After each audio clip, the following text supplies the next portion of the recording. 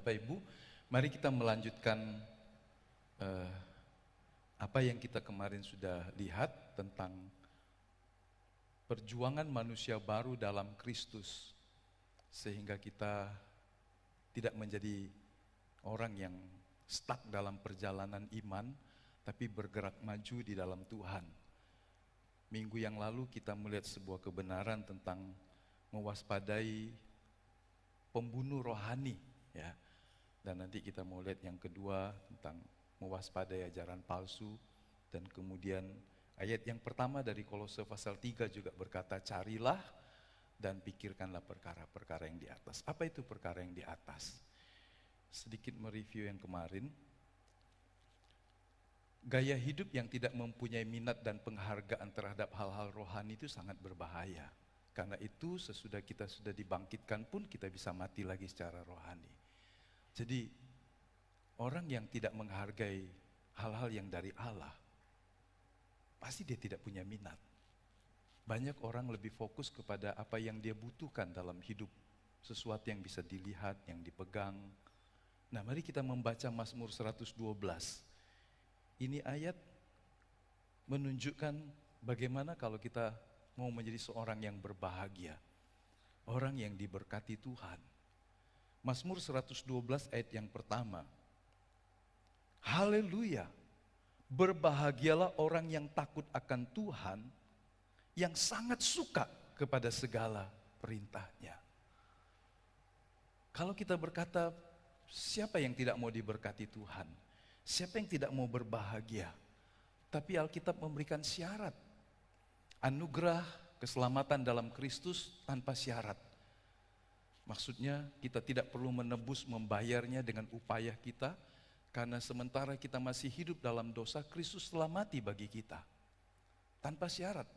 Hanya pemberian cuma-cuma.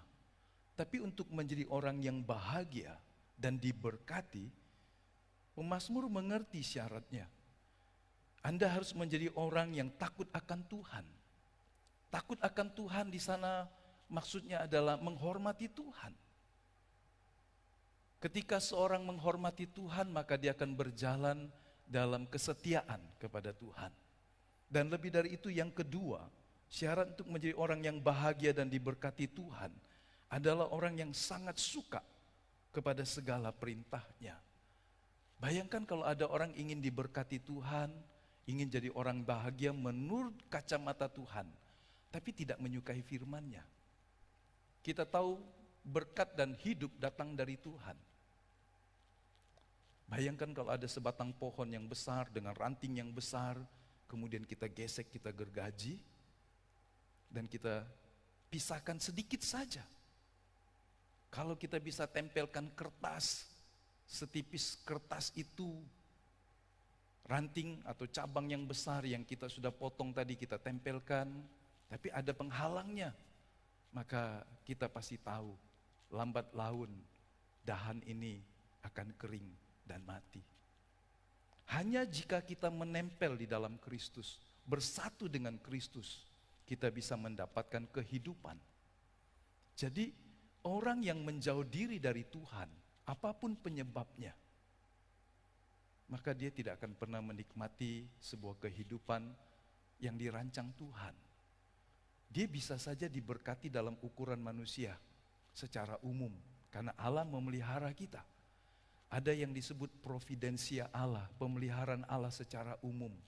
Orang yang doa, enggak doa, takut Tuhan atau enggak takut Tuhan, Tuhan memberikan semuanya. Nafas hidup, kalau dia punya ladang sawah, toko, juga diberkati Tuhan dengan mengelola yang baik. Tapi Allah menyediakan providensia khusus, orang-orang yang dekat dengan Dia. Itulah yang dimaksud oleh pemazmur 112. Kita disebut orang yang bahagia karena diberkati Tuhan. Manakala kita takut akan Tuhan, kita suka akan firman-Nya. Jadi kita satu hari akan tinggal di rumah Tuhan, di sorga yang mulia. Bisakah kita membayangkan umur kita yang singkat di bumi ini kita habiskan dengan cara hidup yang tidak menyukai Tuhan dan perkara-perkara yang dari Dia?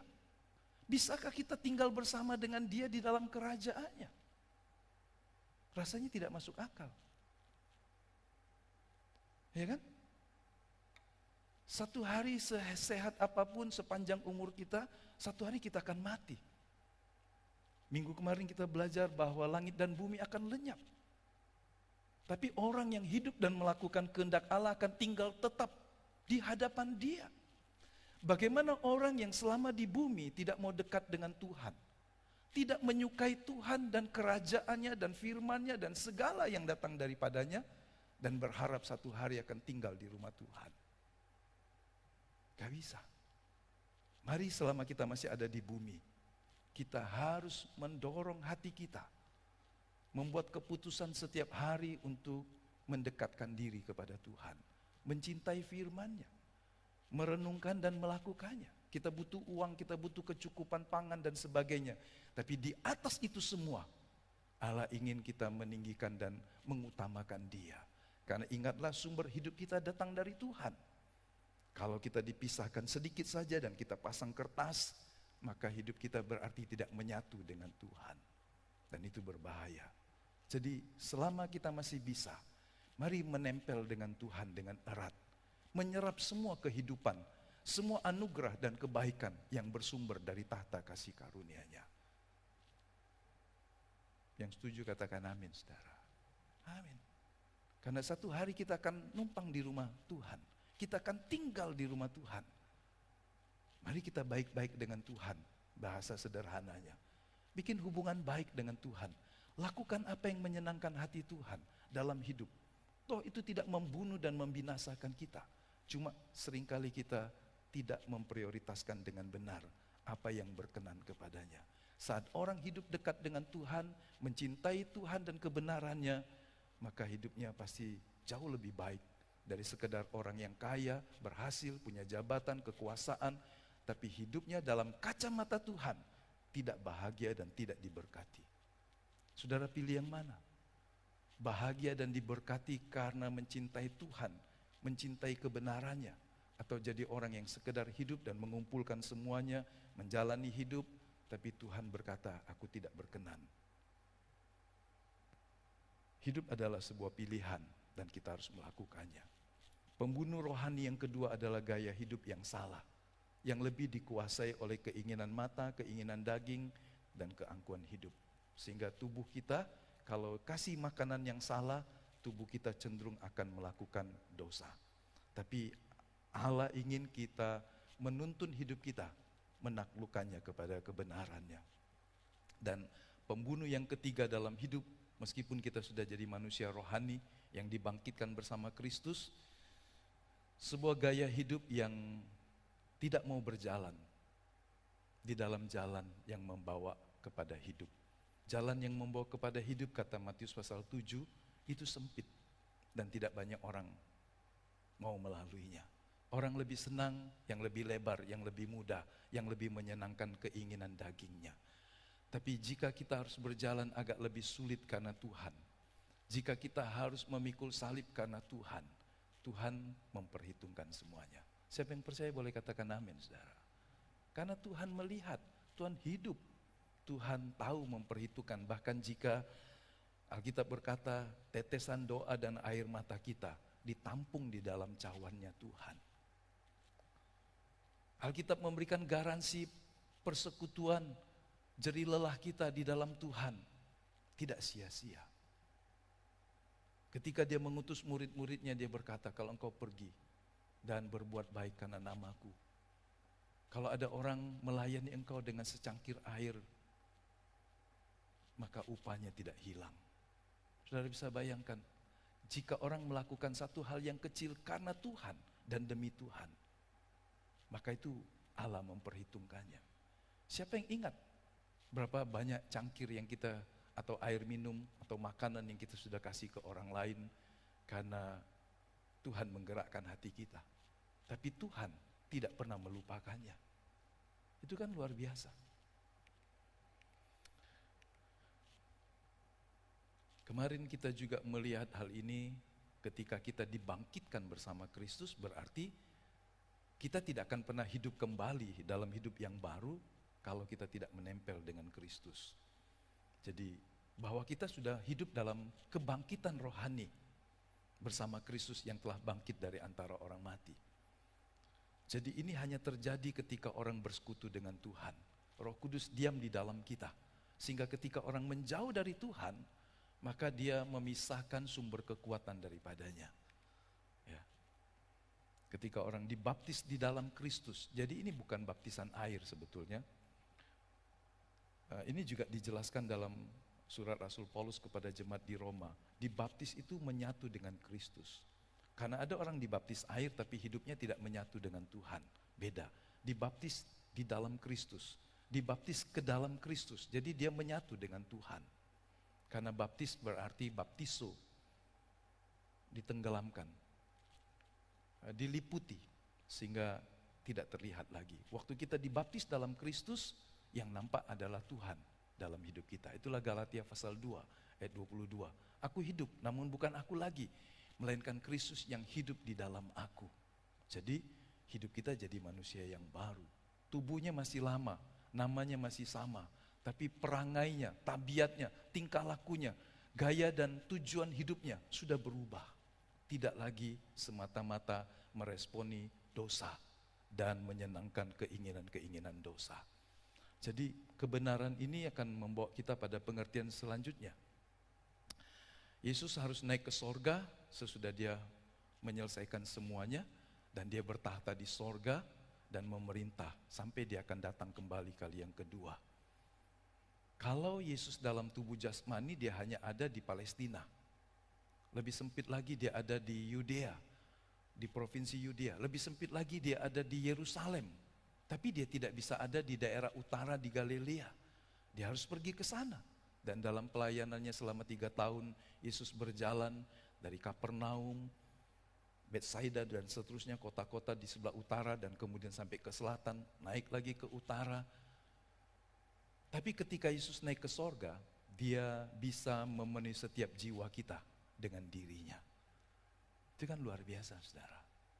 Sehingga Tuhan pernah berkata begini, lebih baik aku pergi supaya rohnya yang disebut Parakletos Alos itu, penolong yang sepadan, yang equal dengan dia, bisa tinggal di antara kita. Menyertai kamu dari dalam selamanya. Selama kita tinggal di dalam Kristus, Roh Kudus tinggal di dalam kita. Jadi dibangkitkan bersama dengan Kristus memberikan sebuah hubungan yang intim. Tuhan tidak lagi jauh meskipun dia bertahta di sorga, tapi dia tinggal di dalam kita melalui Roh Kudus dan firman-Nya. Apa yang akan dia lakukan ketika dia menyatu dengan kita? Nah, sebelum kita lanjut di situ, membaca surat Kolose adalah memahami bahwa ini jemaat yang dirintis oleh seorang bernama Epafras, salah satu murid Paulus yang ada di kota Efesus. Dia memberitakan, membuka jemaat, tidak terlalu banyak, latar belakang banyak orang-orang non-Yahudi, Yunani dan sebagainya. Tapi satu hari di sana datang pengajar-pengajar palsu, dan ini satu hal yang tidak mampu diatasi oleh Epafras, sehingga dia datang kepada Rasul Paulus di Roma, dia ditangkap juga.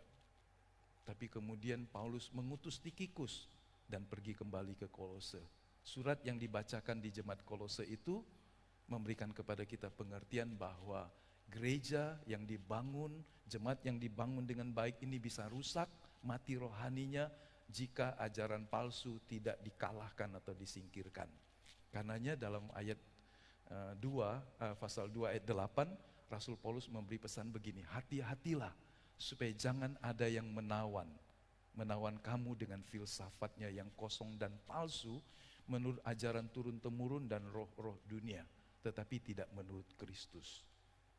Kata menawan di sini, silagogon, itu sama dengan kalau tentara mengalahkan musuhnya dan dia kemudian menawan orang ini, merampas semua hartanya, bahkan juga bisa saja nyawanya. Jadi pengajar sesat bisa merampas kekayaan rohani yang dimiliki oleh jemaat di Kolose. Jadi ini sesuatu yang bahaya. Kalau kita berkata apa bahayanya? Bahaya, ajaran sesat membahayakan. Bisa menghancurkan apa yang baik yang Allah sudah taruh dalam hidup kita. bentuknya campuran dari Yudaistik dan Gnostisisme. Gnostik itu pengetahuan, dan filsuf Yunani tidak semua salah, tapi ada filsuf yang mengajarkan filosofi yang berlawanan dengan firman Tuhan. Karena filosofi itu, filsafat itu disebut ibu dari segala ilmu. Selalu mencari, selalu bertanya, dan membangun asumsi. Jadi semua yang tidak diketahui dicari tahu. Bagaimana ini, mengapa ini, sehingga dia disebut filsafat adalah ilmu atau ibu dari segala ilmu, disiplin ilmu. Tapi ketika sebuah asumsi dibangun melampaui atau melanggar kebenaran firman, itu berbahaya. Salah satu contohnya, mereka mengajarkan bahwa keselamatan hanya dapat diperoleh melalui pengetahuan. Sedangkan tidak semua orang punya pengetahuan yang tinggi seperti para ahli filsafat itu. Karena ada orang awam, orang yang sehari-hari bekerja dan hidup, sudah sibuk semuanya, tidak punya pengetahuan yang cukup untuk memahami kehidupan. Sehingga kalau orang bisa selamat hanya bagi orang yang punya pengetahuan, maka akan sedikit saja orang yang diselamatkan. Jujur ya, kita tahu bahwa orang ya hidup, tapi tidak semua orang memiliki pengetahuan yang tinggi dalam kehidupan. Ada orang yang pokoknya jalan saja hidup. Dia nggak mau yang mencari tahu, rumit dan sebagainya. Apa yang dia tidak bisa mengerti dia tinggalkan. Tapi ada orang yang terus mencari dan mencari dalam hidupnya. Nah, ajaran yang lain bahwa mengatakan materi atau hal yang fisik itu bersifat jahat. Jadi kalau tubuh manusia itu adalah hal yang fisik, sehingga tubuh manusia itu tubuh dosa. Tidak ada yang baik yang bisa diharapkan dari manusia yang berdosa ini. Ada Tuhan yang asli menciptakan malaikat, kemudian malaikat ini menciptakan yang lain lagi, menciptakan yang lain lagi, dan kemudian malaikat yang terakhir menciptakan langit dan bumi. Ini dalam pandangan yang dipunyai oleh para Gnostisisme Yudaistik ini. Jadi kalau dunia yang sekarang ini tidak sempurna, banyak kekurangannya, karena memang penciptanya bukan pencipta yang agung yang pertama itu, tetapi malaikat-malaikat yang sudah lebih rendah lagi. Nah, kan berlawanan dengan kebenaran firman Tuhan. Dan kemudian mereka juga berkata tujuan hidup manusia itu yang tertinggi adalah pertapaan. Sehingga ada orang menghindari kehidupan yang ramai, tinggal di gua-gua. Faham asketisme berdasarkan dari filosofi ini. Kalau saya hidup mau sempurna, saya tidak perlu menikah, saya tidak perlu bekerja, saya tidak perlu cari uang. Saya harus mengasingkan diri saja, cari kebenaran. Sampai kapan? Sampai mati. Padahal Tuhan menciptakan manusia supaya jadi berkat bagi bumi di mana dia tinggal. Dan ada orang berpikir juga kalau mau jadi rohani jangan bergaul dengan orang Kristen yang lain. Banyak ngomong, banyak mulut, capek nanti kau. Udah, kalau sudah Kristen, ke gereja aja, pulang-pulang sudah. Enggak usah ikut yang lain-lain. Kenapa? Nanti kau terlalu banyak, kau nanti jadi rusak. Benarkah begitu saudara? Benarkah begitu saudara? Sehingga kadang orang tidak mau bertumbuh dalam lebih banyak lagi karena dia berkata, pokoknya aku ke gereja cari Tuhan, sudah selesai. Yang lain aku gak mau urus, karena nanti bikin terlalu pusing, bikin banyak masalah. Kita tidak jadi lebih suci hanya dengan menarik diri. Bahwa kita bergaul, bersekutu seperti domba yang diutus di tengah serigala, ada bahayanya kita diterkam, kita dicakar, kita dibinasakan. Tapi Tuhan yang mengutus kita meskipun dianalogikan seperti domba di tengah serigala, dia akan menjaga kita. Dia tidak mungkin menyerahkan kita kepada kebinasaan. Dia memberikan kita perlindungan, meskipun domba tidak bisa melawan, tapi dia bisa berharap gembala yang agung melindungi dan menaungi dia. Kita hanya bisa jadi berkat kalau kita ada di lingkungan orang. Yesus sendiri datang di tengah orang banyak, membawa kabar baik. Jadi kalau Anda menarik diri dari persekutuan orang percaya, memang seperti tidak ada masalah. Tapi itulah masalah dalam hidupmu. Justru kita bisa membawa terang itu kepada orang lain dalam kehidupan. Nah, upacara sunat daging diutamakan. Ini orang bukan Yahudi, kalau mau selamat sempurna, sudah terima Yesus, kau harus sunat juga. Padahal sebelum perjanjian baru, perjanjian lama juga cerita, sunatlah hatimu, keratlah hatimu. Jadi manusia yang lama dan hati yang diperbaharui itu menggambarkan sunat yang sejati. Sabat, itu hari yang dikhususkan sehingga kalau sabat sudah nggak usah buat apa-apa lagi. Bahkan jika harus berbuat baik, nolong orang nggak perlu. Sabat adalah hari perhentian. Tuhan kemudian memberikan makna yang baru. Bapakku di sorga masih bekerja sampai hari ini dan aku akan bekerja. Sabat bukanlah sebuah kesempatan untuk melarikan diri dari perbuatan-perbuatan yang baik yang harus kita lakukan setiap hari.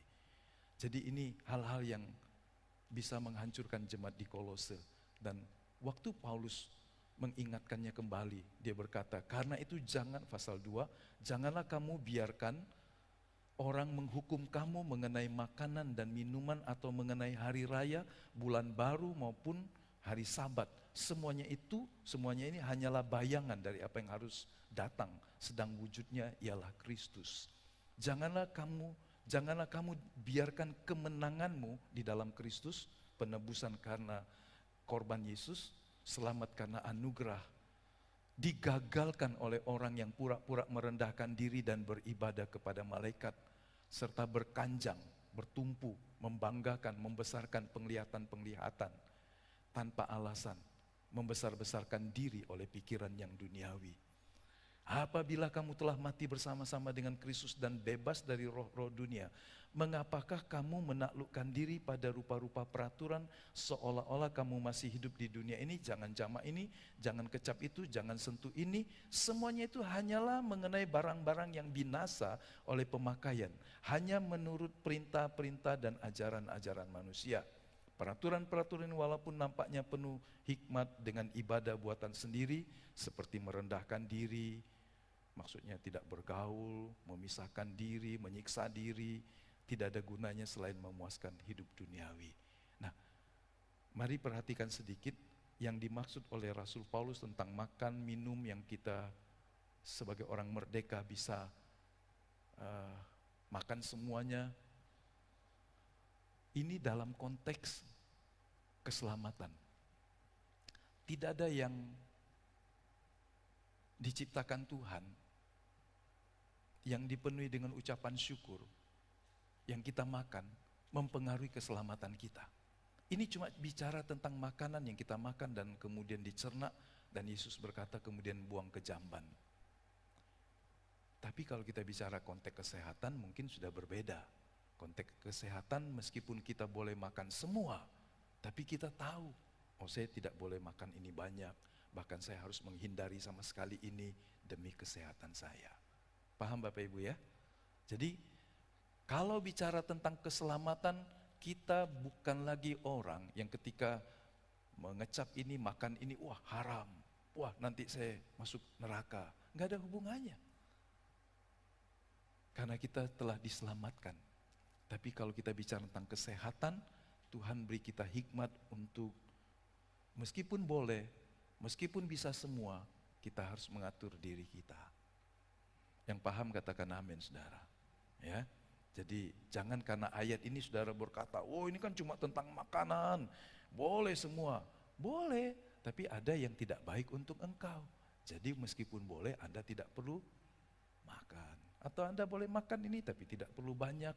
Karena itu membahayakan kesehatanmu dan seterusnya. Karena kondisi tubuh orang berbeda-beda, pekerjaan orang berbeda-beda. Ya, jadi ini dalam konteks keselamatan kekal.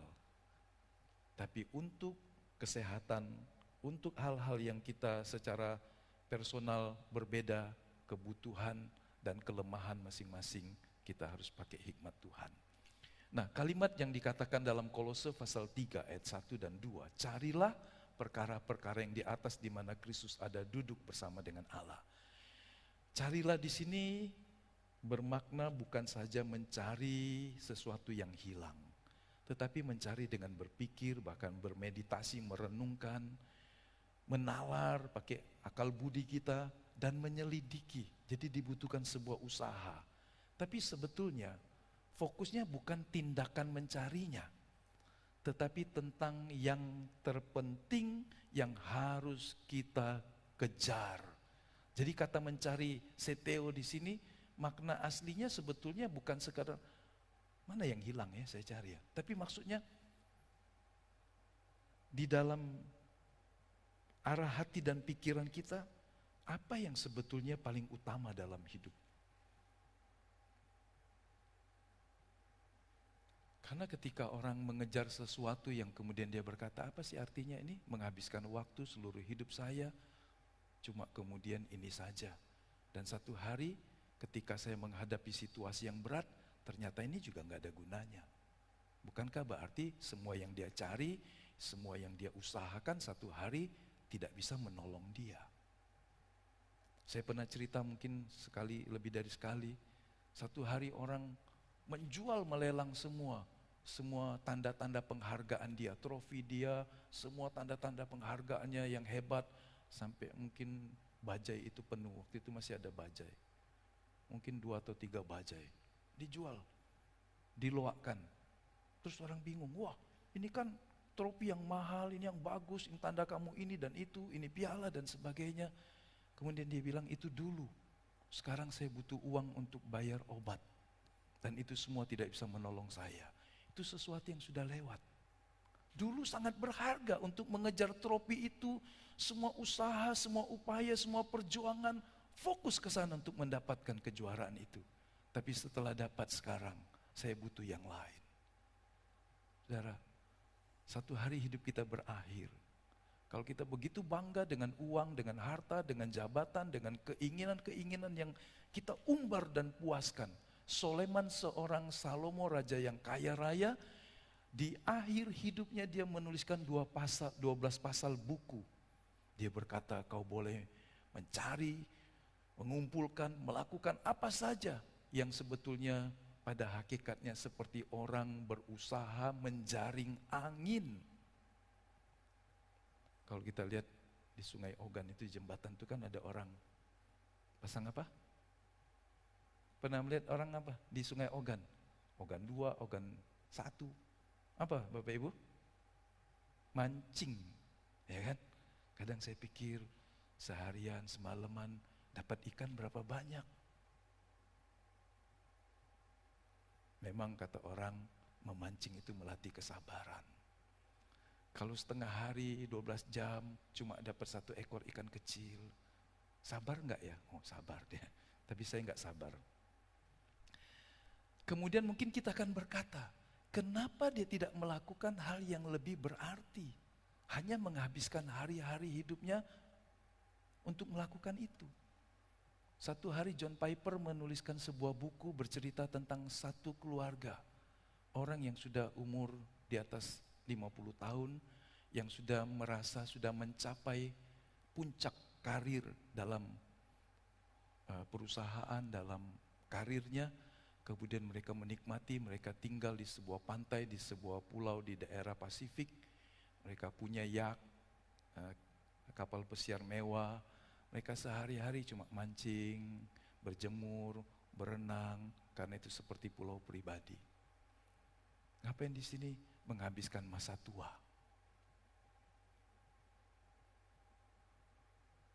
Ya mungkin Bapak Ibu punya pendapat sendiri. Satu hari seorang hamba Tuhan juga ada dalam satu pesawat dengan seorang bekas CEO dari sebuah perusahaan di Thailand. Orang yang sudah merasa karirnya sudah mentok. Kemudian dia berkata, sekarang aku cuma berjalan-jalan keliling. Dari mana? Dari keliling Eropa. 10 atau 8 negara itu dalam berapa hari saja. Dia bilang, bukankah itu melelahkan? Tapi dia merasa sudah puas seperti itu. Nah saudara bisa bayangkan, satu hari kalau kita masuk dalam kekekalan, menghabiskan hal-hal yang hanya sebuah rutinitas yang tidak berguna bagi orang lain. Bagi kita mungkin kita berkata, saya merasa berhak untuk beristirahat. Tapi apakah kita akan menghabiskan seluruh hidup kita yang satu hari kita akan memasuki kekekalan untuk sesuatu yang di dalam kekekalan tidak ada gunanya? Ya. Jadi kata carilah di sini lebih kepada meletakkan hati kita tentang apa yang terpenting yang harus kita kejar sampai kita mati. Ini sebuah pencarian yang tidak pernah selesai. Kalau karir mentok, orang umur tertentu, PNS 68 ya, 68 ya. Guru berapa? 64. Nah, 64 itu kan sudah panjang. Dulu 58, 60 orang pensiun. 64. Ada beberapa jabatan yang bisa sampai kepada umur 64. Sesudah itu orang pensiun. Tapi dalam hal mencari perkara-perkara surgawi, dia tidak boleh pensiun. Itulah maksudnya. Ketika Paulus kemudian meneruskan kata proneo atau memikirkan ini lebih bermakna kepada kita memikirkan pada pikiran yang dalam perspektif apa? Orientasi saya hanya hidup di bumi saja, atau saya juga memikirkan apa yang dipikirkan Tuhan tentang hidup saya? Bedanya jauh sekali ya. Contoh saja, waktu Yesus dinasihati oleh Petrus, salah nggak ngomong? Enggak. Waktu Yesus berkata anak manusia tentang dirinya akan mati, menyerahkan nyawa di tangan orang berdosa, Petrus muridnya merasa jangan, kalau Yesus mati harapan untuk memiliki kemerdekaan dari penjajahan Romawi selesai. Sehingga Petrus menarik Yesus, Tuhan jangan mati, Tuhan harus hidup. Tapi lihat reaksi Yesus atas saran ini, maka Yesus berpaling dan berkata kepada Petrus, enyahlah iblis, engkau suatu batu sandungan bagiku. Sebab engkau bukan memikirkan apa yang dipikirkan Allah, melainkan apa yang dipikirkan manusia. Pemikiran Petrus itu baik sebagai seorang Yahudi. Tapi kematian Yesus adalah untuk semua bangsa, semua manusia. Mana yang lebih baik? Pasti pikiran Tuhan. Bisa memahami Bapak Ibu? Bisakah kita juga memikirkan apa yang Tuhan pikirkan tentang hidup saya, tentang hidup sesama saya? Kalau ia tidak pernah mendengar Injil, dia akan binasa, meskipun Yesus telah mati baginya. Apakah kita tidak peduli? Jadi seorang bisa dipengaruhi oleh iblis dan kemudian dirasukinya, meskipun ini tidak bicara tentang hal-hal yang jahat, tapi sesuatu yang mungkin sifatnya terlalu humanis, sesuatu yang sifatnya terlalu manusiawi. Jika itu berseberangan dengan kehendak Tuhan, maka itu gagasan yang harus kita tinggalkan.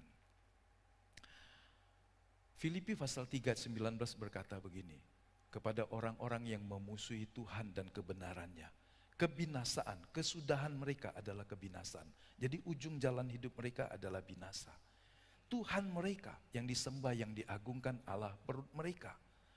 Apa yang mereka anggap mulia sebetulnya itu adalah aib. Pikiran mereka semata-mata tertuju pada perkara duniawi. Nah, orang berkata, apa beda elang dan ayam? Ayo, apa beda elang dan ayam? Beda lah Pak, satu jalan di bumi, satu terbang. Begitu saja? Ya, salah satunya begitu. Ayam hanya bicara tentang apa yang dia lihat, mencari makan, ya kan? Satu hari hidupnya berakhir di kuali, ya kan? Ayam meskipun umurnya 30 hari, kalau dia kemudian jadi ayam goreng, ayam potong, dia sudah memenuhi tujuan hidupnya loh. Destininya untuk apa dia dihadirkan Allah di bumi sudah terpenuhi. Karena memang ayam salah satu unggas yang kita boleh makan. Betul ya? Nah, banyak manusia hidup lebih panjang dari ayam, tapi tidak mencapai tujuan Allah dalam hidupnya. Hidupnya seperti ayam, hanya mencari perkara-perkara yang di bumi. Dia tidak pernah bisa memandang jauh ke depan, melihat cakrawala, langit biru, dan menjelajah, menentang angin dan badai. Elang itu punya kemampuan yang hebat, tinggal di tempat yang tinggi. Angin dan badai tidak menghanyutkan dia, justru menjadi sebuah cara untuk dia terbang lebih tinggi lagi, mengatasinya. Nah, seringkali kita diumpamakan seperti kekristenan yang Raja Wali. Pernah lihat gambaran itu? Gak ada orang menggambarkan Kristen ayam. Oh ya, ada gereja di Palembang, GPIB Immanuel. Itu lambangnya ayam. Tapi pasti maksudnya bukan ayam yang seperti saya ceritakan. Itu hanya mengingatkan, jangan menyangkal Tuhan seperti Petrus. Jadi kalau ada gereja yang di atasnya dipasang ayam, dulu kan ada tukang setrika, Cihujual dulu ya, setrika. Dari Kuningan ya. Kepalanya apa? Kepala ayam ya. Jangan-jangan yang bikin itu juga orang Kristen. Gerejanya gereja GPIB. Bikin setrika, kepalanya bukan kepala singa, kepalanya ayam. Sambil kita gosok, kita jangan nyangkal Tuhan. Jadi gereja itu dipasangi ayam, maknanya adalah jangan seperti Petrus menyangkal Tuhan. Tapi yang kita cerita tentang ayam adalah tabiat, pikiran, orientasi hidup yang hanya bicara tentang hidup sehari-hari saja. Tapi beda dengan elang, dia bisa memandang jauh. Jauhnya kemana? Sampai ke dalam tahta Allah di sorga. Wow, saya manusia diciptakan jauh lebih mulia. Tujuan hidup saya bukan sekedar cari uang dan makan dan kemudian mati, tetapi menjadi serupa seperti anak Allah. Kan pandangannya jauh sekali. Yang satu bekerja hanya cari uang, yang satu bekerja untuk menjadi semakin serupa seperti anak Allah. Beda jauh sekali, saudara. Jauh sekali, seperti langit dan bumi. Dia sedang menaruh pikiran-pikirannya dalam hidup kita, sementara kita tinggal di bumi ini, supaya kita memandang satu hari kita akan masuk di rumah Allah bersama dengan Dia. Bahkan kalau kita membaca ayat yang lain, memerintah bersama dengan Kristus. Bisakah kita membayangkannya? Memerintah bersama Kristus. Bukan jadi sekedar sebuah komunitas di mana kita, maaf kata, rakyat jelata saja. Tapi dia melatih kita menjadi pangeran putra Allah. Jadi saya diselamatkan bukan hanya untuk memenuhi sorga, tapi supaya hidup saya bisa memberi dampak selama saya hidup di bumi. Saudara, mari berubah paradigma. Kalau kita hanya memikirkan, meletakkan pikiran kita, orientasi hanya hal-hal yang hidup sehari-hari, sudah cukuplah. Tapi mari kita lihat, apa yang saya bisa lakukan selama saya hidup di bumi? Pikirkan perkara-perkara yang di atas. Berarti memikirkan perkara yang di atas adalah tidak meletakkan pikiran kita pada hal-hal yang berlawanan dengan kebenaran Kristus. Kalau kita punya gagasan, pikiran, kerinduan, cita-cita, bawa itu ke hadapan Tuhan seperti Raja Daud. Tuhan, ujilah pikiran-pikiran saya. Benar enggak? Berkenan enggak Tuhan? Tidak dosa ini, tapi ini berkenan enggak sama Tuhan? Jadi kita tidak lagi bicara tentang dosa dan tidak dosa, tapi kita sudah naik pada tingkatan, ini berkenan enggak sama Tuhan? Bukan soal salah dan benar. Orang-orang Kristen yang bergumul dengan dosa, dia selalu berkata, buat dosa atau tidak, buat dosa atau tidak, buat dosa atau tidak. Tapi ketika Anda menjadi anak Allah yang lebih dewasa, pergumulan Anda bukan lagi sekedar buat dosa atau tidak. Mana yang lebih benar, mana yang lebih berkenan, mana yang sempurna. Amin. Bedanya? Beda. Kalau hanya berdosa atau tidak, berdosa atau tidak. Tapi kita sedang dilatih, dididik menjadi orang seperti Roma pasal 12. Tahu mana yang benar, yang berkenan, dan yang sempurna. Mari kita pikirkan itu, saudara. Bukan hanya sekedar tidak berdosa, tetapi apakah kita berkenan kepada Tuhan. Nah, mengunduh ke bumi hal mulia yang di sorga. Kata mengunduh terjemahan dari kata download. Mengunduh itu seperti kalau orang Batu Raja bilang juluk. Juluk ilah, buah itu, juluk ilah. Jadi artinya ada di atas, kita ambil. Hal yang di sorga itu banyak hal yang mulia. Dan kita perlu mengunduhnya, mengambilnya. Bukan hanya materi dalam website, tetapi hal-hal yang mulia di sorga. Kristus dan sifat kehidupan yang lebih suci, yang lebih permanen, yang lebih mulia ada di sorga. Tapi dia ingin kita mengambilnya. Jadi kalau kita berkata, pikirkanlah perkara yang di atas. Apakah kemudian kalau saya berpikir yang di atas, saya nggak kerja lagi? Bukan. Orang Yunani mempersoalkan manusia jasmani hanya bisa melakukan hal yang kasar, yang jahat, yang tidak suci, yang tidak rohani. Tapi Allah memberikan roh kita dalam tubuh jasmani. Beda ya, beda. Kalau agak sedikit filosofis nggak apa-apa, tapi saya akan menjelaskan di sini. Apakah kekristenan lebih mementingkan dunia yang di sorga itu dan mengabaikan hal-hal di dunia ini? Maksudnya kalau aku lebih rohani, apa aku nggak kerja ya? Apa aku nggak cari uang ya? Kalau aku doa, apa aku nggak pergi ke sekolah ya? Kalau aku ke gereja, apa aku nggak beresin urusan rumah tanggaku ya? Dulu ada seorang pengerja begini. Pendetanya itu rajin, pendetanya ngepel. Pengerjanya doa di kamar. Wah, kalau saya siram. Nangkap saudara? Kalau saya siram air, saya baptis ulang dia. Ada waktu berdoa. Tapi kalau ini waktunya ngepel, lakukan itu. Apakah mengepel lebih rendah daripada berdoa? Enggak. Urus rumah tangga dengan baik. Apakah itu lebih rendah daripada kita pergi ke gereja tapi mengabaikan semua? Lakukan tugas kita. Ketika kita kebaktian, ketika kita berdoa, kita menyelesaikan juga tugas-tugas kita.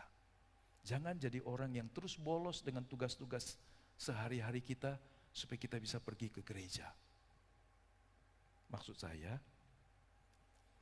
ada orang menjadikan gereja sebagai sebuah kesempatan untuk melarikan diri dari tanggung jawabnya. Itu yang saya maksud. Jadi saya pernah datang tahun 80, masih 80-an ya, sebelum tahun 85. Ke satu keluarga, diajak oleh gembala saya. Pergi ke keluarga ini, yang ada adalah suaminya. Istrinya enggak ada. Suaminya cerita, ini gelas 2 hari yang lalu masih ada di sini. Maaf ya, saya harus bersihin. Gelas ada apa kopi apa teh begitu. Mana istrinya? Istrinya lagi persekutuan doa. Terus dia juga cerita, kalau anaknya pulang jam 2 siang sekolah. Anaknya pergi ke dapur dan gak ada makanan. Mamanya pergi pelayanan. Menurut saudara mana? Benar gak itu? Salah. Kalau Anda mau melakukan hal-hal yang rohani, tidak berarti Anda mengabaikan semua hal-hal yang sehari-hari. Karena anakmu butuh makan, Anda bisa siapkan semuanya, ya kan? Rumahmu harus juga bersih karena seorang istri harus mengatur rumah tangganya. Kalau bisa punya pembantu bagus, kalau tidak ada, jangan pergi tinggalkan rumah dalam keadaan berantakan dengan alasan saya mau pergi ke gereja. Tapi jangan juga Anda melakukan semua sampai Anda tidak punya waktu cari Tuhan. Ini namanya dipenjara oleh pekerjaan rutin. Betul? Oi, aku tidak baca ke gereja, kata pendeta ngepel dulu. Nyingoklah ngepel halaman ini sampai keluar situ, nak perlu 5 jam. Habislah waktu, kita kebaktian cuma 2 jam. Anda mengaturnya, kita butuh hikmat. Kapan masak dulu, ke gereja, dan seterusnya. Kita bisa melakukan banyak hal supaya kita tidak mengabaikan apa yang dianggap penting. Ya.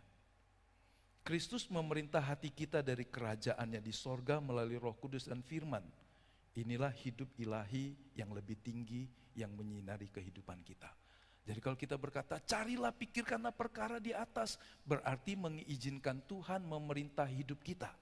Dia yang bertahta di sorga, kita di bumi, hidup kita dikendalikan, dituntun oleh Tuhan. Meskipun kita punya keinginan atau kehendak bebas. Hidup seperti ini standarnya lebih tinggi dari hidup orang seperti di dunia yang cuma cari uang, cari makan, cari kesenangan diri. Nanti kalau mati ya sudah selesai. Wah, sayang. Tuhan membayar dengan nyawanya untuk menebus dia dari neraka yang kekal. Tapi dia nggak pernah pakai penghargaan korban Yesus yang sempurna itu di kayu salib. Kalau Anda belikan seseorang sebuah tiket untuk pergi ke sebuah negara dengan semuanya yang sudah cukup, di sana sudah ada hotel, tinggal di situ 1 bulan, tinggal di sebuah hotel di apartemen, biaya hidupnya sudah disiapkan semua, dia sudah bayar itu dengan susah payah. Kemudian saudara abaikan itu semua. Sayang. Tiket masuk kita ke kerajaan sorga sudah disediakan Kristus waktu dia mati di kayu salib. Tiket untuk masuk bersama dengan Tuhan di sorga dia sudah siapkan. Mengapa kita abaikan hanya karena kita terlalu repot di dunia untuk sesuatu yang kita tidak bisa bawa satu hari kalau kita mati. Hidup dalam hubungan dan tuntunan Kristus yang bertahta di sorga. Tanpa persekutuan ini kekristenan jadi tidak berarti. Kita di bumi tetapi kita punya hubungan dengan Allah di sorga. Itu kan indah. Inilah hal-hal yang kata Rasul Paulus, mencari dan memikirkan perkara-perkara yang di atas. Karakter anak-anak Allah haruslah menjalankan sebuah pola kehidupan surgawi di bumi. Standar hidupnya berbeda. Tuhan berkata kalau di dunia orang berbuat jahat kepadamu, kau bisa hitung 1, 2, 3, kau balas dia. Tapi Tuhan berkata kalau kau dimintai ampun, orang itu minta ampun sampai 7 kali, kau tetap harus mengampuni. Bahkan 7 kali 70. Wih, susah juga jadi Kristen, susah. Siapa yang bilang? Menjadi seorang Kristen menurut firman Tuhan itu susah. Karena harus mengampuni lebih dari orang manusia biasa mengampuni. Memiliki belas kasihan yang lebih. Di dunia orang berkata kalau dia jahat sama saya jahat juga sama dia. Saya bisa kok. Tapi Tuhan berkata kalau orang itu jahat kepadamu, kau harus membalas kejahatannya dengan kebaikan. Bukankah ini sebuah standar hidup yang lebih tinggi dari manusia biasa? Itulah karakter anak Allah. Waktu Tuhan berkata dalam Matius 5 ayat 14, kamu adalah terang dunia. Kota yang terletak di atas gunung, di atas bukit, tidak mungkin tersembunyi. Orang pasti lihat, oh kota itu terang betul. Kebaikan saudara tidak bisa disembunyikan. Kalau Anda hidup dalam hal yang baik, yang benar, yang mulia, pasti itu kebaikan akan memancar kepada orang. Soal dia mau mengakui atau tidak, Anda gak perlu urus. Tapi di hati dan pikirannya pasti dia mengakui, ini orang-orang benar. Ini orang-orang baik. Ini orang-orang yang mau menolong orang lain, mau berbuat ini dan itu, dan tulus adanya. Ya, jadi orang bisa mengakuinya. Nah, jadi yang sorgawi itu bukan sesuatu yang nanti kalau di sorga saja. Benar kita akan datang kembali pulang ke rumah Bapa di sorga. Nanti sesudah kita mati. Tapi kekristenan bukan dimulai setelah kita masuk di sorga. Kekristenan dimulai sejak kita mengenal Tuhan. Hidup kita dalam Kristus bukan hanya nanti, tapi sejak kita mengenal dan percaya. Waktu kita menyatu dengan Kristus, dari saat itu kita menjadi manusia baru yang disebut Tuhan, ciptaan yang baru. Nah, kerajaan Kristus itu berlaku kekal. Dimulai dalam diri saya sejak saya percaya Yesus. Dimulai dalam diri Bapak Ibu sejak Anda percaya dan menerima Yesus.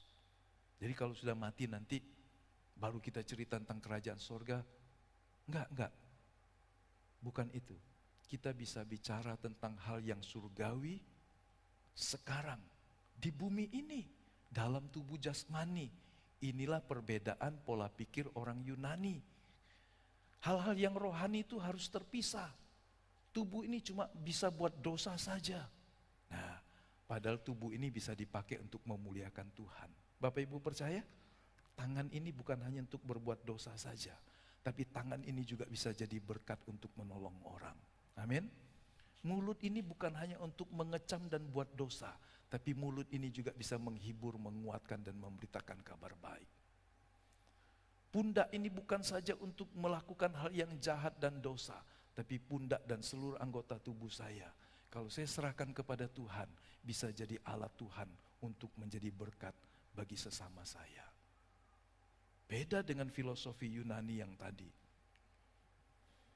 Jadi hal-hal yang di atas harus kita miliki nanti atau sekarang? Sekarang harusnya. Ya. Waktu Tuhan mengajari doa dalam Matius 6 ayat 10, ayat 9 dia berkata, dikuduskanlah namamu. Nah, banyak orang hafal doa Bapa kami. Saya jujur aja kadang ketika orang menyebutkan doa Bapa kami, saya kadang pletot-pletot juga. Saya tidak terlalu hafal. Ya kalau tanya sekarang bisa. Banyak orang hafal doa Bapa kami. Bapa kami yang di sorga, dikuduskanlah namamu, datanglah kerajaanmu, jadilah kehendakmu di bumi seperti di sorga. Ngerti nggak maksudnya? Enggak.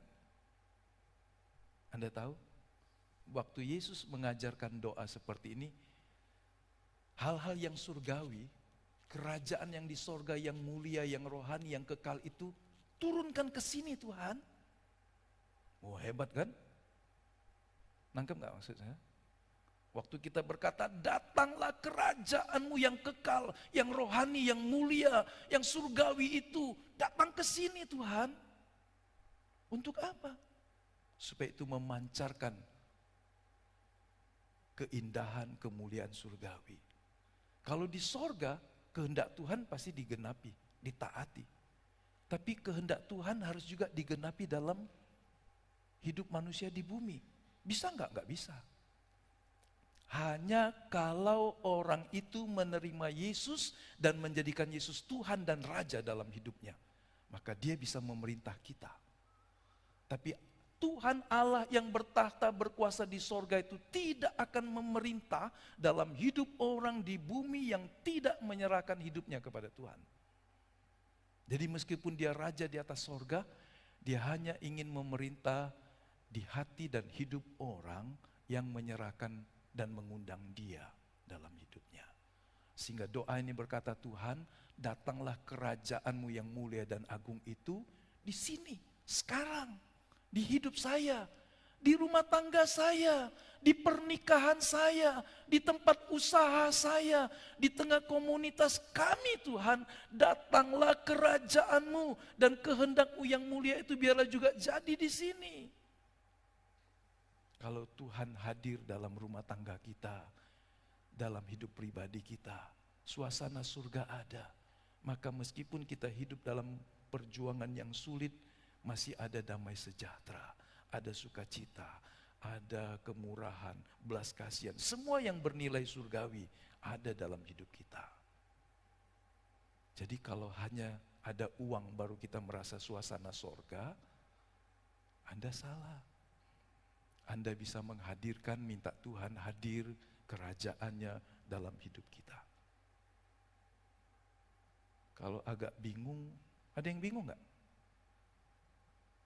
Banyak yang hafal doa Bapak kami ini, tapi tidak mau memahami betapa dahsyatnya kalau Tuhan datang dalam kerajaannya, kemuliaannya, dalam hidupnya, dalam keluarganya.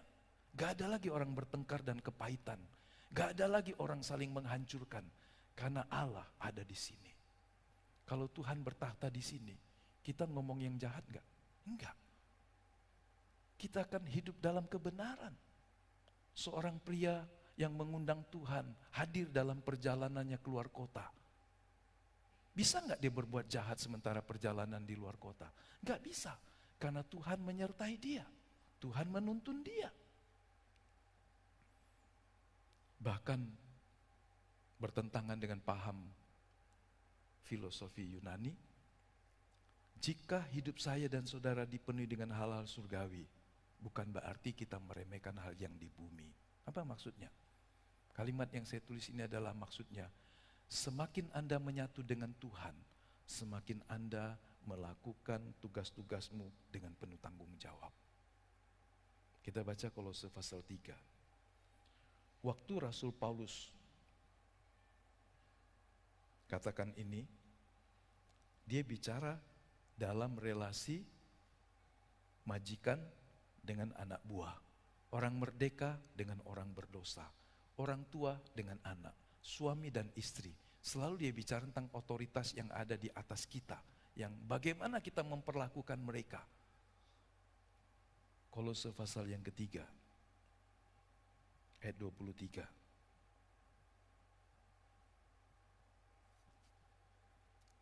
Sesudah ayat 18 itu bicara tentang istri yang harus tunduk kepada suami. Suami yang istrinya tunduk kepada dia, jangan berkata, wow, kata Tuhan, suami, istri tunduklah kepada saya. Enggak, ayat 19 berkata, suami kasihlah istrimu, jangan berlaku kasar terhadap dia. Wah, timbal balik ya. Hai istri, tunduklah kepada suamimu sebagaimana seharusnya dalam Tuhan. Hai suami, kasihlah istrimu dan jangan berlaku kasar terhadap dia. Hai anak-anak, taatilah orang tuamu dalam segala hal, karena itulah yang indah di hadapan Tuhan. Terus firman Tuhan berkata, hai bapak-bapak, janganlah sakiti hati anakmu supaya jangan tawar hatinya. Ayat 22, hai hamba-hamba, taatilah Tuhanmu, bahkan yang kejam sekalipun. Sehingga baru sampai 23 kita tiba di ayat 23. Apapun juga yang kamu perbuat, baca sama-sama Bapak Ibu, berbuatlah dengan segenap hatimu seperti untuk Tuhan dan bukan untuk manusia. Bukankah apa yang kita lakukan akan menjadi sebuah pekerjaan yang paling baik yang kita usahakan? Karena kalau Anda melakukannya untuk Tuhan, Anda pasti nggak akan sembarangan. Kalau Anda tukang masak, masak untuk bupati, masak untuk presiden, masak untuk orang yang dihormati, sembarangan nggak? Enggak, hati-hati, harus bersih, harus aman, harus sehat. Kalau Anda melakukan sesuatu untuk seorang yang terhormat, Anda akan melakukannya dengan sungguh-sungguh. Kalau tugas-tugas yang kita lakukan setiap hari sebagai sebuah pengabdian kepada Tuhan, maka kita tidak akan sembrono. Dilihat bos atau tidak dilihat bos, kita akan melakukan dengan baik. Karena kita melakukannya seperti untuk Tuhan. Bos tidak melihat, CCTV tidak ada, tapi Tuhan melihat saya. Halo? Paham begitu Bapak Ibu? Seorang majikan berkata, aku majikan. Dia tekan, dia tindas, dia perlakukan semau-mau. Firman Tuhan berkata, majikan kau dan majikan dia sama, yaitu Tuhan. Wah, aku majikan terhadap dia. Tapi majikan dia ini juga Tuhan.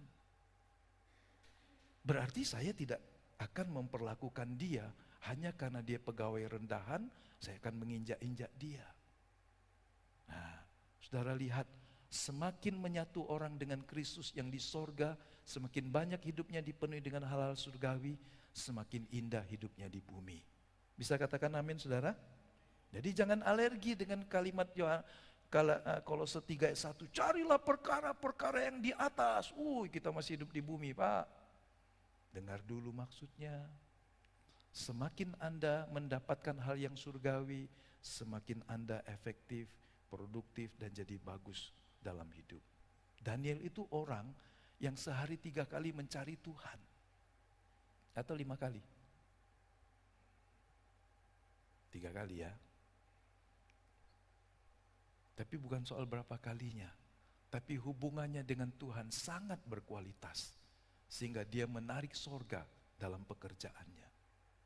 Saudara bisa bayangkan kalau Anda berbuat sesuatu dan kemudian Tuhan berkata, Tuhan, hadirlah engkau. Tuntunlah saya. Pasti itu jadi lebih baik. Waktu Anda bertemu dengan orang yang sulit, Anda berkata, Tuhan, Engkau ada di sini. Jamalah hatinya. Berkati dia Tuhan. Wah, hatinya pasti bisa berubah. Siapa yang percaya seperti itu, saudara? Kalau saudara melayani orang sambil mengutuki, matilah kau, matilah kau. Ini orang jahat. Tapi mulutnya senyum. Tuhan lihat, benar nggak itu? Enggak. Ku jengkelnya dengan langganan si kok ini galak bohong, galak budi. Ya kan? Nak minta yang murah, yang paling bagus, bohong itulah gawinya. Ya kan? Tapi kalau hati kita memberkati Tuhan jamah orang ini, pasti itu menyenangkan hati Tuhan. Dan hal seperti itu, hal-hal yang praktis yang kita bisa lakukan di semua tugas kita. Kehidupan yang lebih tinggi itu diwujudkan anak Allah dalam setiap jenis perbuatan yang baik dan saleh di bumi di saat ini. Jadi jangan alergi dengan pesan dalam Kolose 3 ayat 1. Suatu keluhuran dari kualitas rohani anak-anak terang meskipun dia masih tinggal dalam tubuh tanah liat ini. Tubuh tanah liat ini bukan berarti harus selalu berbuat dosa. Meskipun kita masih bisa berbuat dosa. Tergantung dari orientasi pikiran kita. Kalau kita cuma mau memikirkan dosa, hal-hal yang jahat, serohani, sehebat seorang apapun pendeta, dia masih akan melakukan hal yang jahat. Tapi kalau dia punya pikiran Tuhan, meskipun dia pengusaha, meskipun dia seorang suami, seorang pria, bisa melakukan dosa, tapi dia memikirkan pikiran Tuhan, pasti dia nggak akan berbuat dosa. Jadi bagaimana kita berpikir tentang hidup kita menurut pikiran Tuhan. Kalau kita hidup seperti ini, kualitas rohani kita jadi kualitas rohani yang lebih tinggi dari sekedar manusia yang hidup. Demikianlah hendaknya terangmu bercahaya di depan orang, supaya mereka melihat perbuatanmu yang baik dan mereka memuliakan Bapamu yang di sorga. Lihat, melihat perbuatanmu yang baik dan memuliakan namamu. Enggak kan? Ayo. Demikianlah hendaknya, kita baca sama-sama Bapak Ibu ayat 16. Demikianlah hendaknya terangmu bercahaya di depan orang, supaya mereka melihat perbuatanmu yang baik dan, loh kok Bapak yang di sorga yang dimuliakan? Nah, karena kita anaknya. Jadi jangan nuntut pujian. Kalau kita buat baik, terus dia nggak terima kasih, Tuhan, aku capek lah. Tuhan berkata Tuhan akan mengupai kita. Nggak perlu nuntut dari orang lain. Tapi kalau kita harus belajar berterima kasih. Betul ya? Didik anakmu untuk tahu berterima kasih. Didik dirimu untuk tahu berterima kasih. Sekaligus didik juga dirimu untuk tidak gila hormat dan menuntut terima kasih. Karena kalau kita melakukannya dengan baik, Bapa yang di sorga dipermuliakan, dia pasti berkenan dengan hidup kita. Karena itu ayat 48, haruslah kamu sempurna sama seperti Bapamu di sorga adalah sempurna. Waktu Tuhan bicara tentang kesempurnaan sebagai anak-anaknya, Tuhan membandingkan begini. Kalau kamu cuma buat baik kepada orang yang buat baik kepadamu, orang di luar juga melakukannya begitu. Pemungut cukai pun, orang jahat pun, preman pun, orang berdosa pun, kalau engkau baik dengan dia, dia akan berusaha baik dengan engkau. Tapi coba sakiti dia, coba rugikan dia, dia akan jadi singa yang menerkam hidupmu. Tapi engkau anak Allah berbeda. Paham maksudnya Bapak Ibu?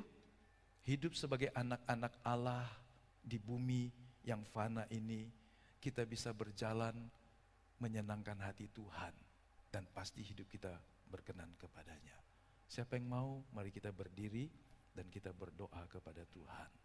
Biarlah perkara yang surgawi, yang kekal, yang mulia itu menjadi bagian dalam hidup kita. Haleluya.